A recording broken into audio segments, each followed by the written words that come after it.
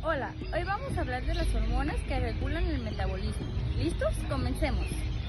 Primero tenemos la insulina, que es producida por el páncreas y su función principal es reducir los niveles de glucosa en la sangre después de comer.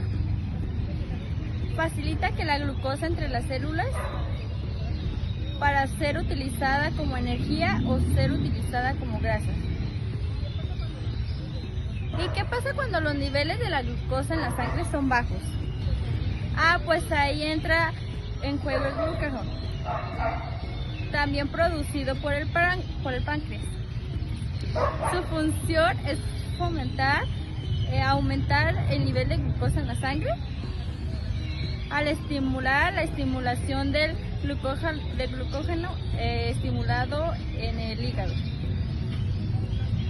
Además de la insulina y el glucagón, otras hormonas también participan en la regulación del metabolismo, como la adrenalina y el cortisol. ¿Y qué papel juegan esas hormonas?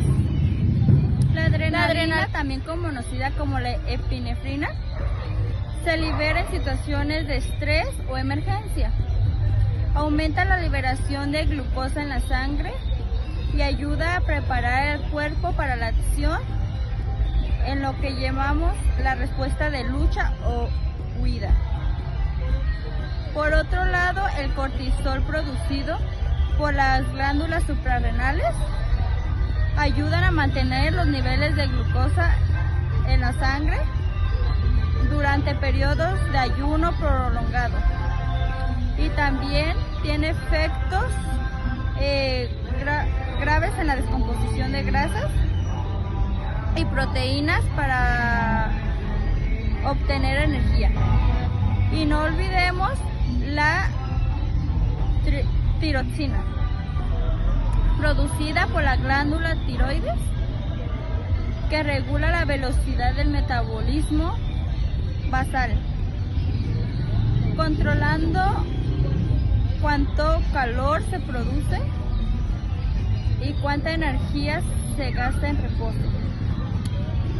Todas estas hormonas trabajan juntas para mantener nuestro metabolismo en equilibrio. La coordinación entre ellas asegura que nuestro cuerpo tenga la energía que necesita en cada momento, ya sea para realizar una actividad física o para descansar. Hola a todos, ¿alguna vez te has preguntado cómo tu cuerpo gestiona la energía? Después de una comida o cuando llevas tiempo sin comer. Hoy exploraremos la fascinante exploración metabólica de los estados de alimentación y ayuno, enfocándonos en 4 tejidos clave. Como primer tejido tenemos el hígado. La insulina es como una llave maestra. En el hígado, la insulina promueve la adaptación de glucosa que luego se almacena como glucógeno. También promueve la síntesis de lípidos y suprime la producción de glucosa, asegurándonos que el exceso de energía sea graduado de forma segura. Músculo y tejido adiposo. El músculo esquelético también responde a la insulina, captando glucosa para su reserva y energía de glucógeno.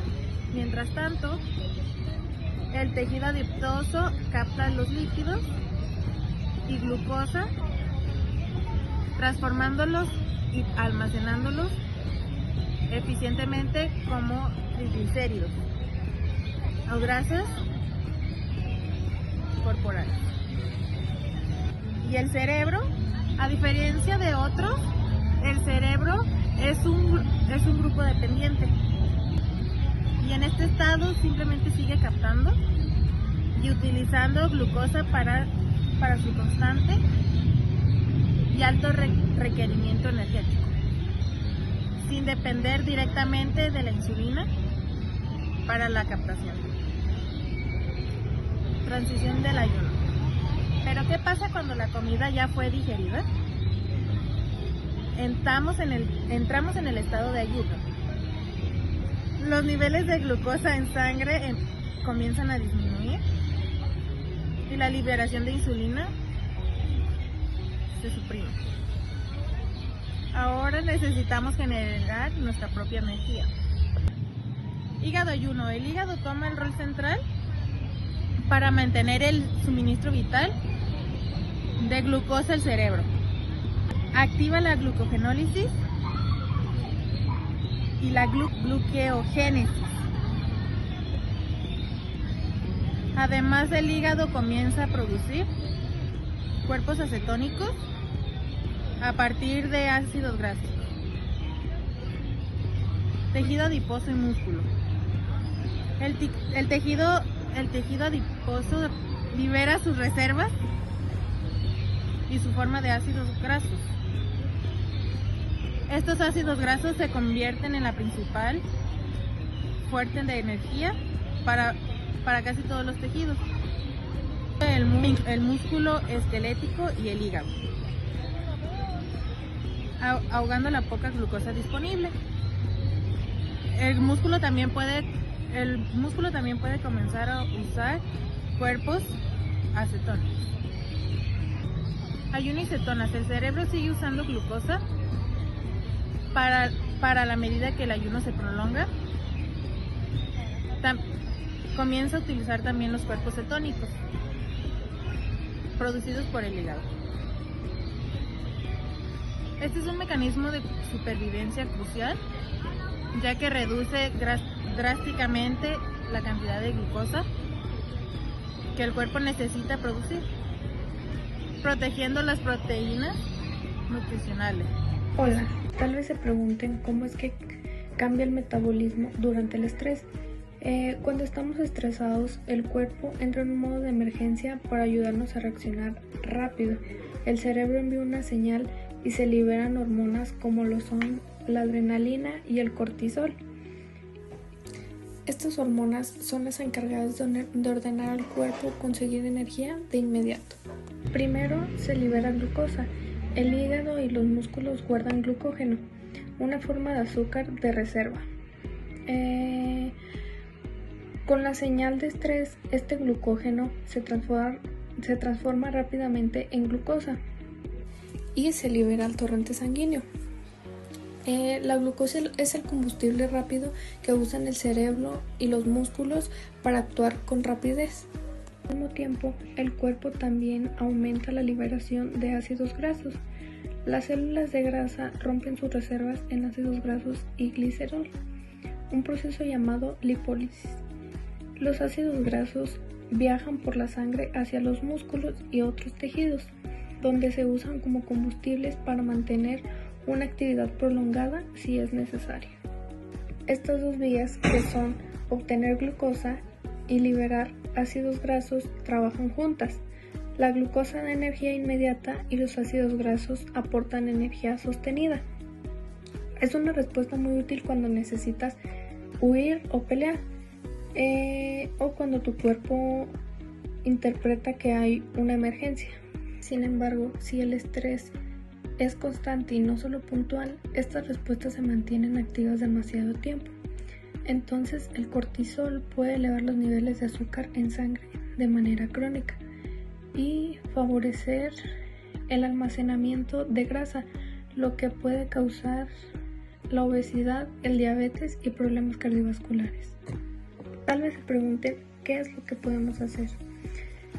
Lo que pueden hacer son realizar técnicas simples como respirar profundo, caminar, dormir bien y llevar a cabo una dieta equilibrada. Ayuda a reducir la liberación crónica de estas hormonas y evitar que el metabolismo se queme, por así decirlo, por el estrés constante.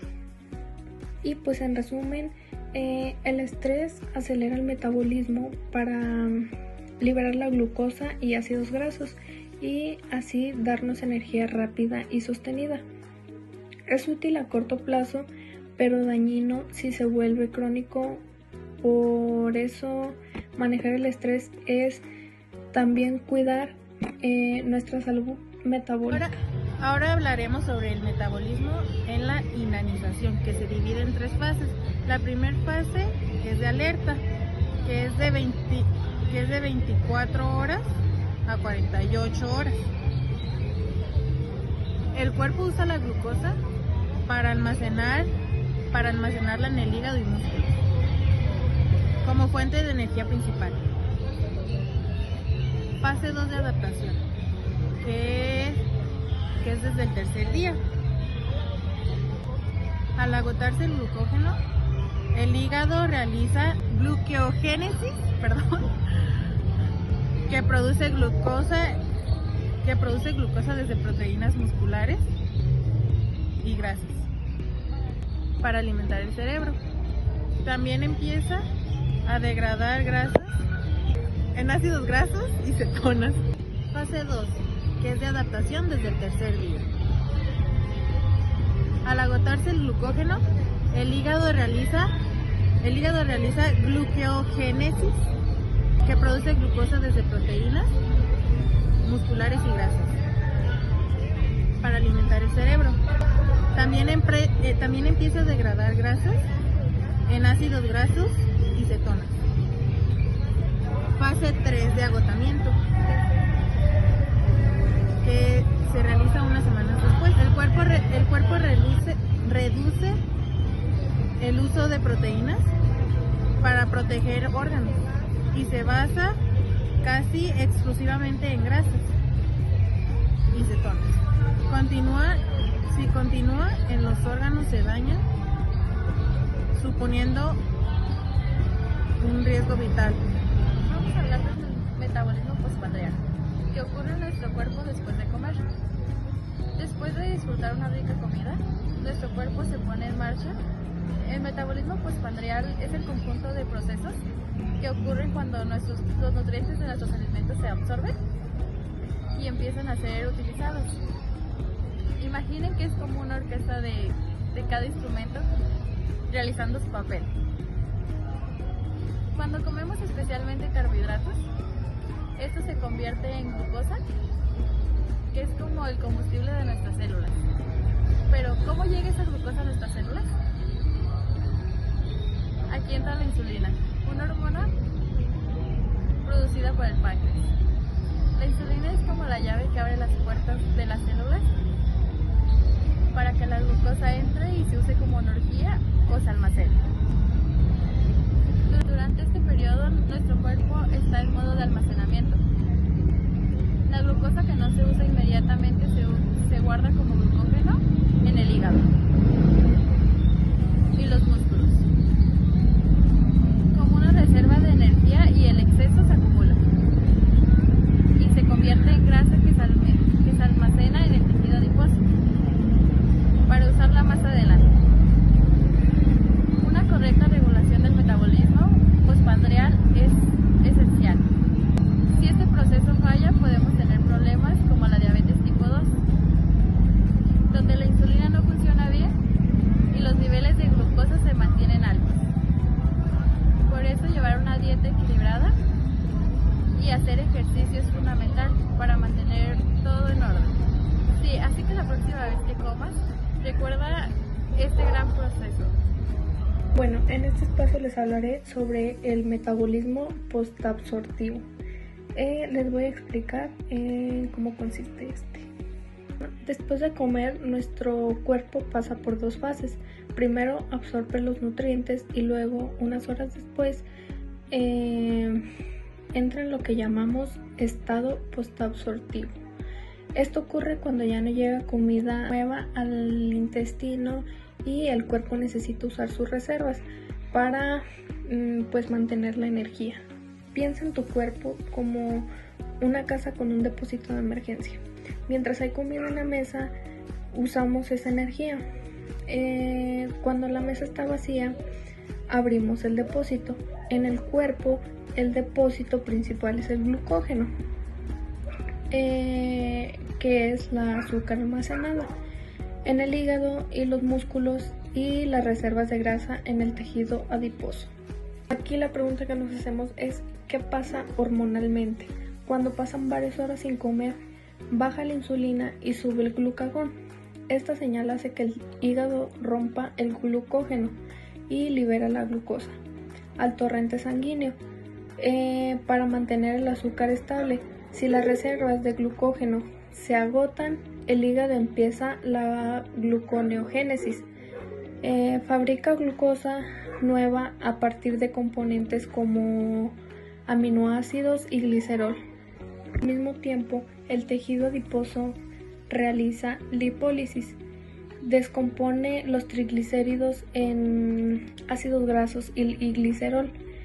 Los ácidos grasos viajan a los músculos y otros tejidos para ser usados pues como combustibles.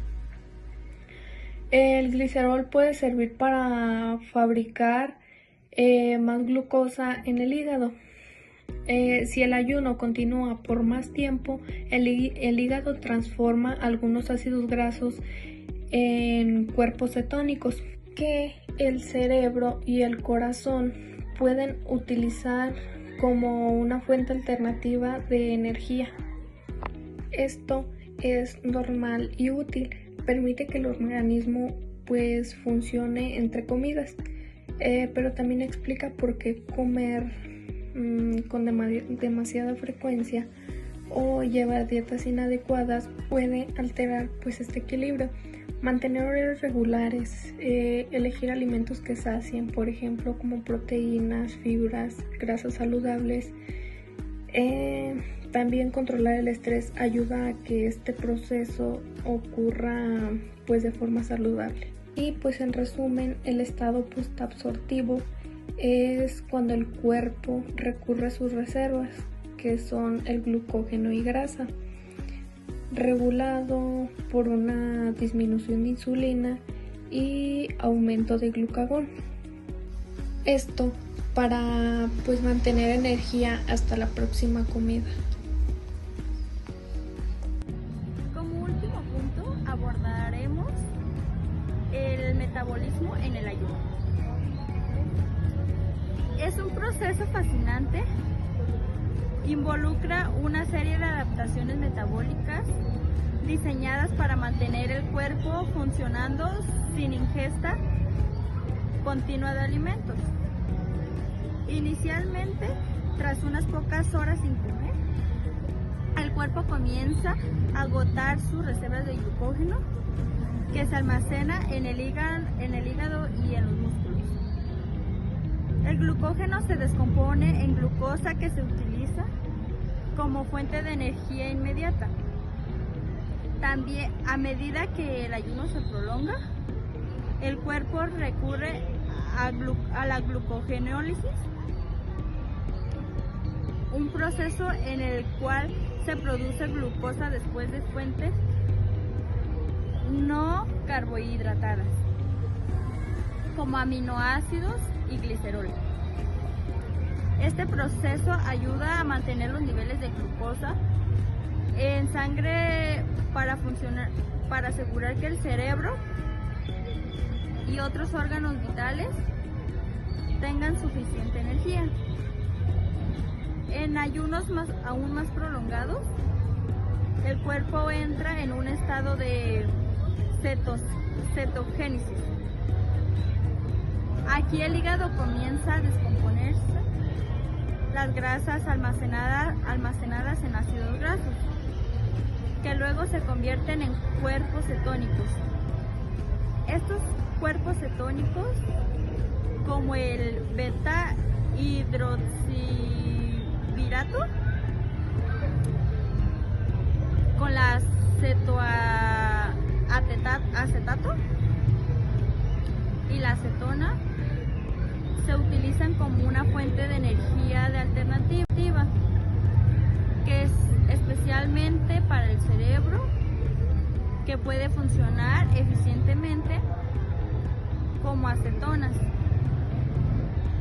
Este cambio metabólico tiene varios beneficios potenciales, incluyendo la mejora de la sensibilidad a la insulina, la reducción de la inflamación y la promoción de la autofagia. Un proceso cerebral de limpieza que ayuda a eliminar componentes celulares dañados o disfuncionales. Sin embargo, es importante tener en cuenta que el ayuno es adecuado para todos. El ayuno del metabolismo consiste de 3 fases, que la primera es agotamiento de glucógeno. Inicialmente el cuerpo utiliza la reserva del glucógeno en el hígado y los músculos para obtener glucosa. El segunda, la glucogénesis. Una vez agotado el glucógeno, el cuerpo produce glucosa a partir de fuentes no carbohidratadas, como aminoácidos y glicerol. El tercero es la cetogénesis. En ayunos prolongados, el cuerpo comienza a quemar grasas y produce cuerpos cetónicos que se convierten en una fuente de energía alternativa, especialmente para el cerebro. Y pues esto fue todo lo de la integración y regulación metabólica, y pues esperamos que hayan aprendido algo.